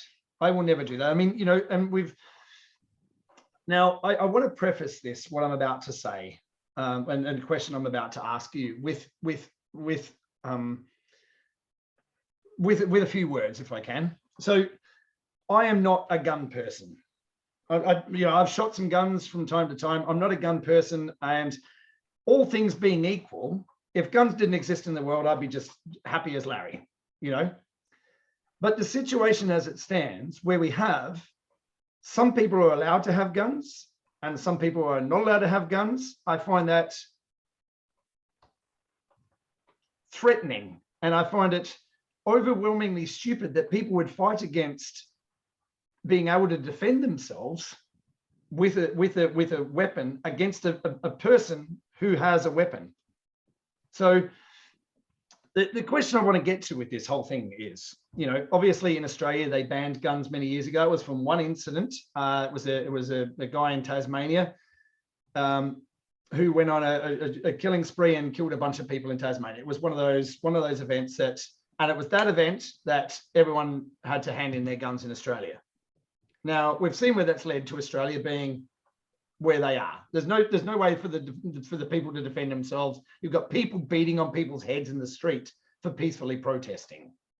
Yeah. In America, there's 400 million guns. There's 400 million guns. Whether you agree with guns or whether you disagree with guns, it comes down to this. The very people that are asking you to give up your guns are surrounded and protected by people with guns. Exactly. The Hollywood stars, they've got personal security who have guns. The politicians who are telling you to give up your guns, that they're unsafe and they're going to kill everyone, are surrounded by people with guns. In fact, it doesn't get more obvious than what's going on since January 6th nonsense that happened, that never happened, as we well know. We'll get into that in just a second. But the same people that said fences or walls don't work, put a fence up around themselves, and the same people that said we have to get rid of the guns surrounded that wall with people with guns. Yeah. What does that say to you? They're hypocrites. Yeah, well, exactly. It says to me that the people of privilege, people of power are extreme hypocrites, and they're not even afraid for it to become obvious that they're hypocrites. Yeah. You know, it's nuts. On the gun subject, I have a few of those 400 million American guns. Good for you. And I'll be happy to throw them away the minute the other 399,999,996 guns go away. But as long as there's one idiot in America with a gun who could possibly drive anywhere within my house, I'm keeping mine, because you don't go to a gunfight holding a pointed stick. Yeah, I agree with you. I'm a peace-loving guy. I'm a lover, not a fighter. And I hope I never, ever, ever have to even think about using a weapon. But as long as there are evil people out there with guns, there's no way I am not going to be able to protect myself. That's just not in the cards. I agree. And I pity the fool that tries to get and that power. I really do. That's not going to work out well. Maybe not for me, but definitely not for them. Go, Mr. T. I pity the fool. Pity the fool. Now, I want to sort of expand on that just slightly, if I may. There's going to be people who are going to be sitting here saying, "Oh, yeah, but guns kill people." Guns don't kill people. People kill people. Now, right. Here in the UK, guns are illegal. They're banned. Okay. Obviously some farmers have guns for shooting, and you can go to shooting clubs and things like that. You are allowed to own guns, but you're not allowed to have handguns or rifles. If you're in a sports club, then there's certain rules that but there are generally guns are banned. Okay. But people still get shot here. Right? I could if I wanted to. I don't want to. I could make 3 phone calls and have a gun in my hand tomorrow, whatever I wanted. And to say that guns are illegal means nothing. It's the same as drugs. Drugs are illegal. The same as prohibition back in the 30s. Prohibition doesn't work. If you say to somebody you can't have something, there's always a way to get it. Right? Now, for those people out there saying, "Oh, yes, but you shouldn't have guns," if your government has guns, America is a prime example of why the citizenry should have guns. Now, for those of you who don't know the history of America, and correct me if I'm wrong, if you will, please, Michael, America was a British colony, and the British started demanding higher taxes from the colony, which was America. And it got to the point where it was impossible for the people of that colony to be able to pay their share without and survive for themselves. So they pushed back and said no. Now, originally there was small acts of vandalism, like the Boston Tea Party, where they threw all the English people's tea in the bay as a sort of a, 2 fingers up to the British to say, "We know how much you like your tea. We're going to dump it all in the bay. Too bad. Deal with it." But it ended up being that the British, when they came, recognizing that these people were going to stand against them, went to take the people's weapons from the armories. And it was only because the people kept their weapons that they were able to defeat a force that was being tyrannical towards them. So whether you agree with guns or whether you disagree with guns, if you have Trump is a prime example. For people who didn't agree with Trump, if the government that you have in power that you like, let's say Uncle Joe, that decrepit lunatic that's in charge at the moment that's never won the election, but we'll get to that after as well. I'm sure we have to talk about the election. You know, if you're happy for sweeping powers for Biden to control, would you be happy for those same powers to be controlled by someone like Trump that you don't like? And if you had those tyrannical powers that were being wielded by this government, how would you fight back if you didn't have weapons? Yeah. You know, yeah. So it's easy to say, well, you know, we should ban it all, and my party is the party for good people, and you know, but then what happens when your political party changes and something like the Nazi party gets involved? Like what's just happened in Germany? We just have a new socialist government that's just been voted in Germany. Right. We haven't had a socialist government since the Nazi party. Yeah. But we shouldn't be worried about that. That's all perfectly normal. So should we touch on the election? Shall we? Yeah, let me make a couple of comments about Sure. what you just said. Let's go back to guns for a second. I'll Sure. just tell you the scenario that I think about. You referred to the American Revolution. Let's go back to Germany in the 1930s when they were rounding up Jews and putting them in freight cars and hauling them off to their death. You know, I always thought to myself, gee, well, if a bunch of brown shirt Nazi punks kicked down my door, and I knew that, you know, and I wasn't the first one to go. I knew that people were disappearing. You know, why in the world wouldn't I fight? Yeah. I would rather die than be placed under the control of a bunch of punks. Yeah. Right. So, but the reason is because the punks had guns, and I'll bet you most of the people that were being hauled off didn't. Yeah. Right. So, you know, I'm not saying, you know, I don't think in my lifetime I'm going to face that problem. But if God forbid I ever did, they would never get me anywhere close to that boxcar. Yeah. Half of them and me would be dead long before we died. Right. So that's the first thing. The second thing is about on the larger scale. What do you do if some horrendous form of government runs your country? You know, I don't honestly, even with my attitude, I don't think we could win. Me and my little guns are not going to defeat an F-18 and a Cobra gunship and, you know, and SEAL Team 7. But in saying that, would those military forces fire on their own people, the people that they're sworn to protect? That's the question I keep asking myself, because we can all talk about revolutions and those kind of things, and whether your guns would actually have an impact on that military force, because they would. We know that. But would that military force made up of people like you and me, our families, our friends, our community, would those people seriously fire on their own people? Yeah, I'd like to say the answer to that would be no. Yeah. But you don't know until it comes push to shove. I asked myself the same question.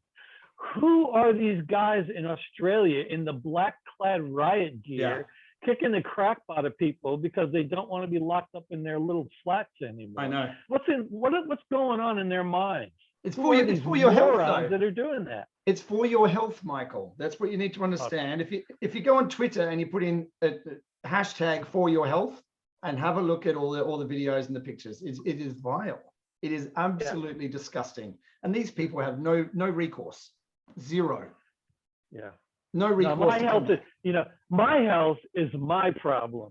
Of course. And the minute you decide to take a baton or tear gas to me to protect my health is the moment when I become your implacable enemy. Absolutely. I agree with you 100%. And if it takes force to implement your ideas, you got shitty ideas, I'm afraid. I'm sorry, but that's what it is. If it takes force to implement an idea, it's a shitty idea.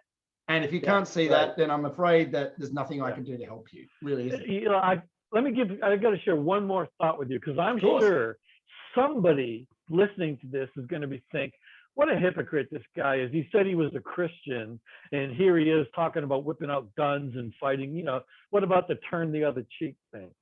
Well, you know, I just want to share two thoughts with you, because I have wrestled with this ethical dilemma.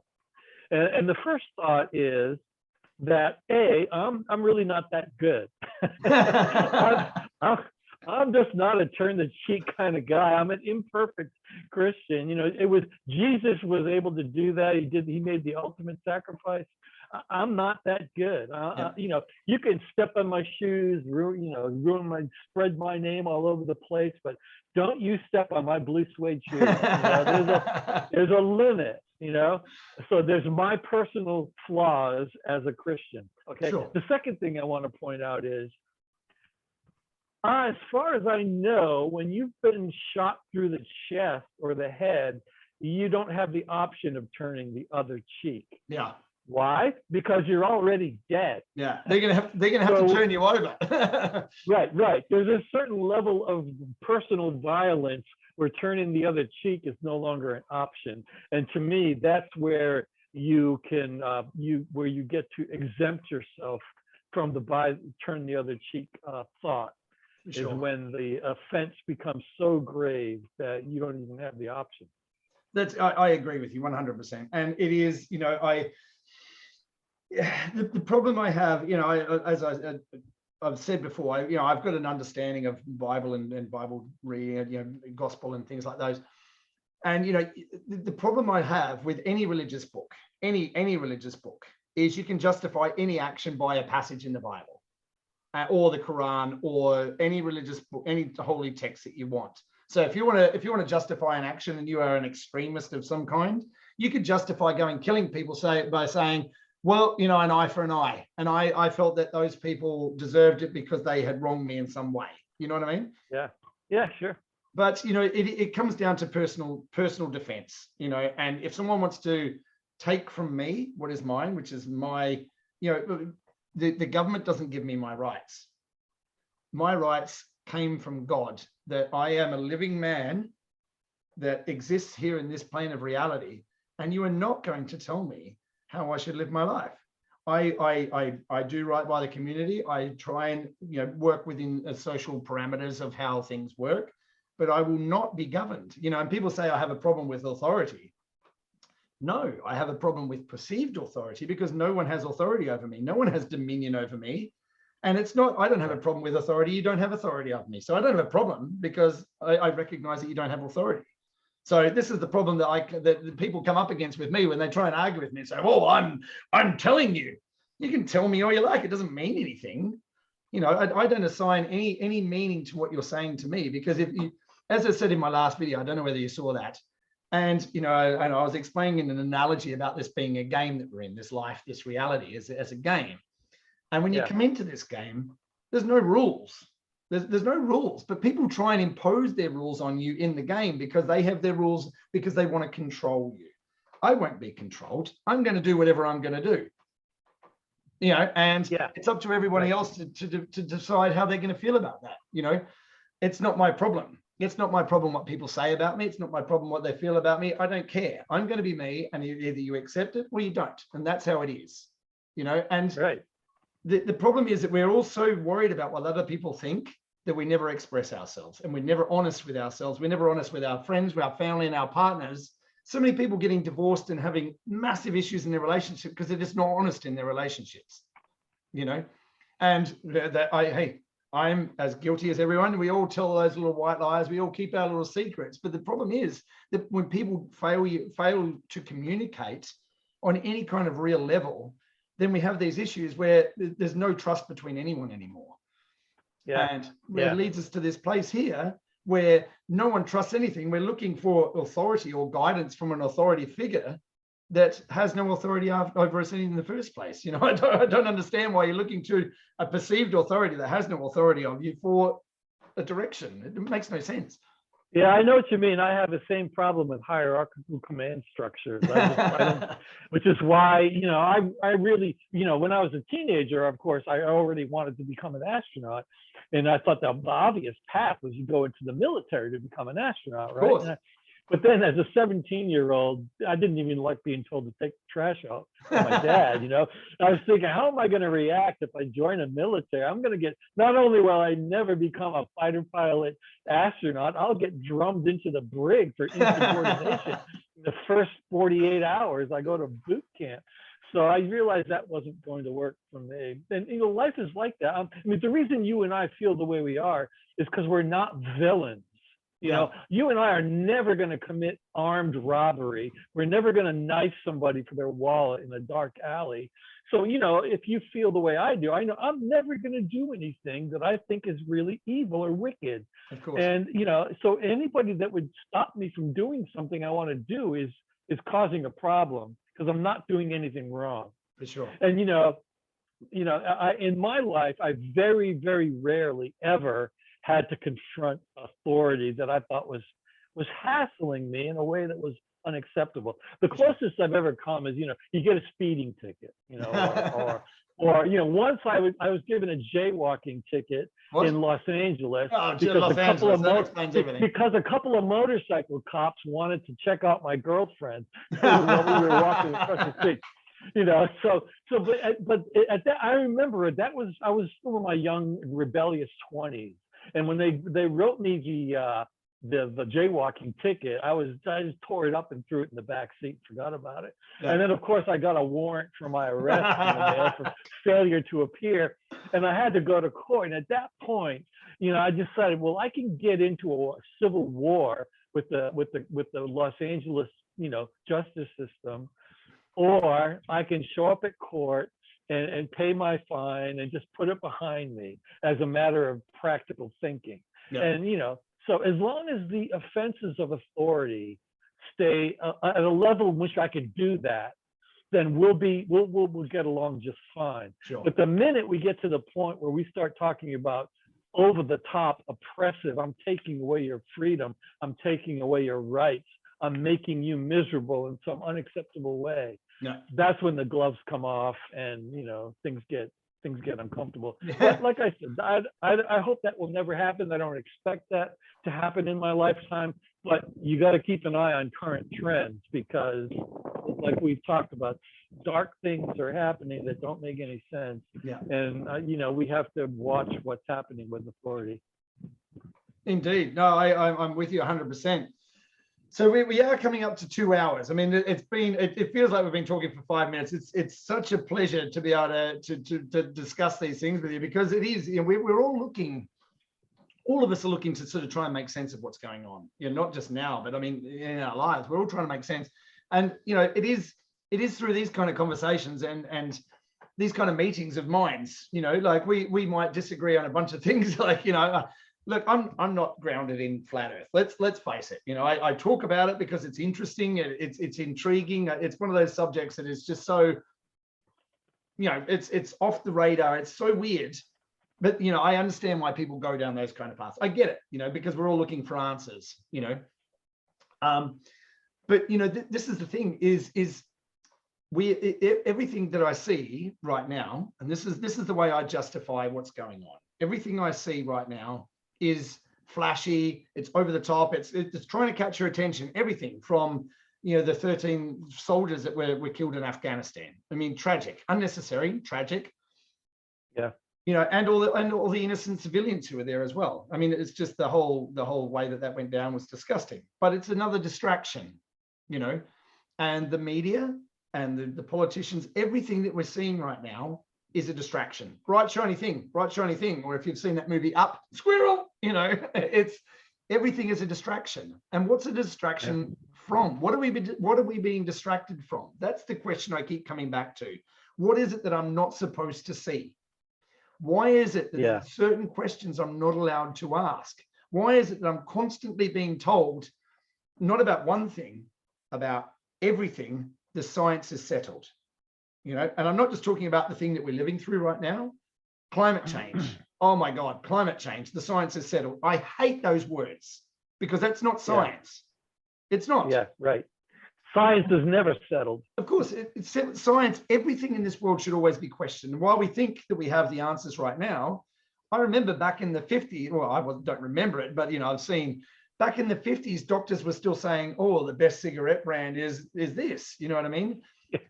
And you know, I've gone through my life where, you know, we were told in the 70s that eggs were bad for you, cause high cholesterol, and now we understand eggs are exceptionally good for you.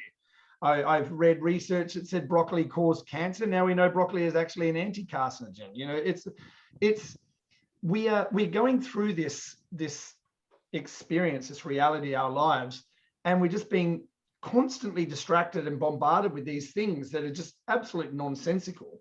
But the thing that drives me about this, and the thing that keeps me pushing forward and asking questions and having conversations like this, is what am I not supposed to see?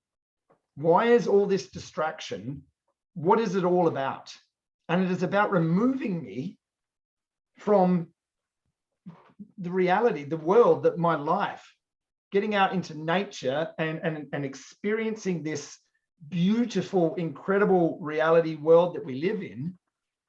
Everything is a distraction away from it. We are so disconnected from the world that we live in because, yeah, look, we all use them. We all use computers. We all use technology. It's wonderful, and we shouldn't abandon technology. But we have to have a connection to the world that we live in, because if we don't, then what are we here for? You know, if you want to be a robot, if you want to plug into a computer and become a player in, some synthetic game like they want you to do, like Elon Musk is talking about with his probes into your brain where we can plug into a computer, so you can connect with AI, artificial intelligence. I mean,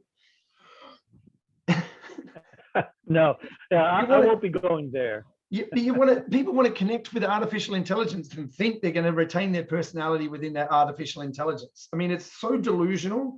I don't even know where to start with the argument. But we're removing ourselves from nature. We're removing ourselves from humanity. We're removing ourselves from the very thing that grounds us in this reality.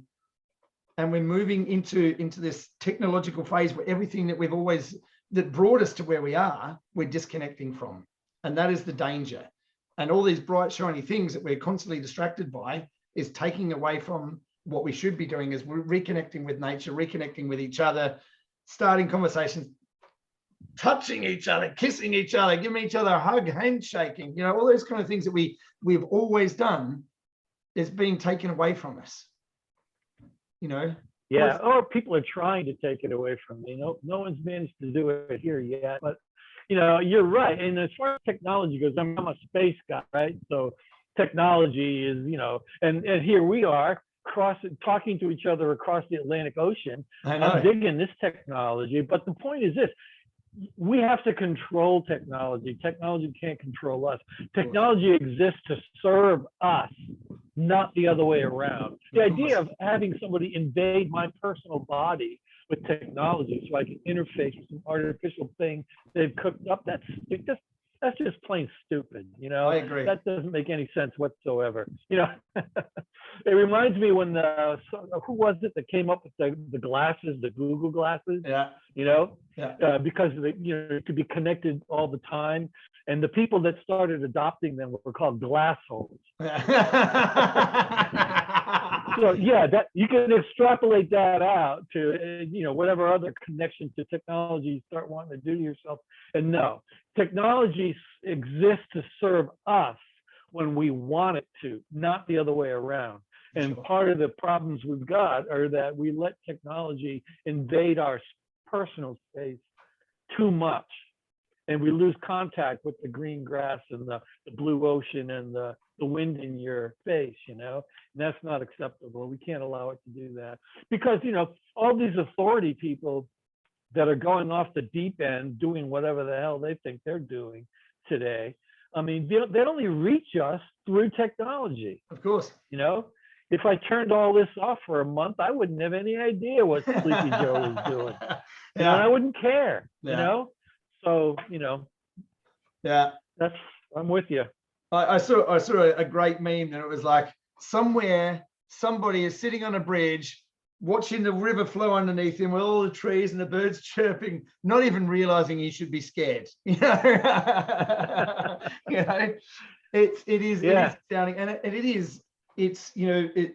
I've spoken about it many times. Fear is a control mechanism, and if you give in to fear, then you're giving away your power. Winston Churchill said it: the only thing to fear is fear itself. It is. And if whatever it takes to bring you from a place where you have fear whatever it takes. I mean, if you have faith, then if you have faith in a God, then you should know that everything is going to be fine anyway. You know, whatever it is whatever it is, it takes you out of that fear state and delivers you to a place where you can say, I'm not fearful, because everything will work out exactly as it's supposed to work out. It's not an accident that we're here today. There's no coincidence that we're here.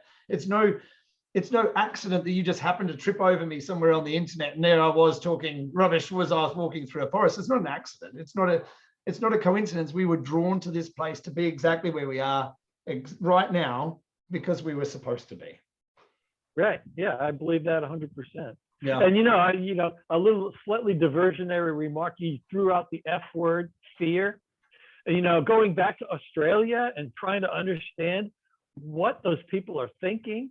I think that's what I think maybe it's because they have a disproportionate fear of death. Yeah. They fear this thing that we've been going through for that which must not be named. Yeah. And maybe they have a disproportionate fear of it, and that causes them to go to extremes or accept extreme response to it. That the rest of us were going, what? You really want to go to that extreme of lockdown for a thing that has a 99-point-something% survival rate? Passports mandating, no. Right. Yeah. I'm with you. Passport this. Yeah. Yeah, I've got friends in Australia, so you're never going to be able to come back. Then I was like, well, you know what? With the state of Australia, I don't want to. Oh, it seems that we have lost Michael for some reason. Maybe his internet went down. But thank you so much for joining me. I do apologize for that dropping out like that. Maybe Michael will join us back again in a second. If he does, wonderful, we'll have him back on, but it is coming up to 2 hours and I don't want to keep you here all night. So thank you one and all for joining me. I mean, this has been the most astounding conversation with a really beautiful individual, Michael. I can't thank him enough for being here. It's by doing these kind of things and having these conversations, I hope that you've all enjoyed it. I hope you've taken something away from it. And please feel free to continue the conversation in the comment section, because I read every comment. I try to respond to every comment. And it is, I'm blown away by the response that I get and by the people that are by watching my videos, including this gentleman here, a former NASA veteran space flight operations man. I mean, it's incredible that by me walking through the forest, I get to have these conversations, and it's astounding. So thank you one and all for joining me. I have some amazing interviews coming up. This is just the first. I hope that you will join me for the others. Completely different conversations. We are going in different directions on every conversation, and it will be, I promise you that the information I'll be bringing to you will be valuable, and it will benefit us all. Thank you very much for joining me. I'll be making some more videos soon. Stay tuned, lots more to come. Thanks for joining me, one and all. Have a great day. Look out for yourself, look out for each other, go out into the world, do some good, because by doing that, you're going to change the world for the better. All right, love you lots. Look after yourself. I look forward to seeing you real soon. Ciao for now.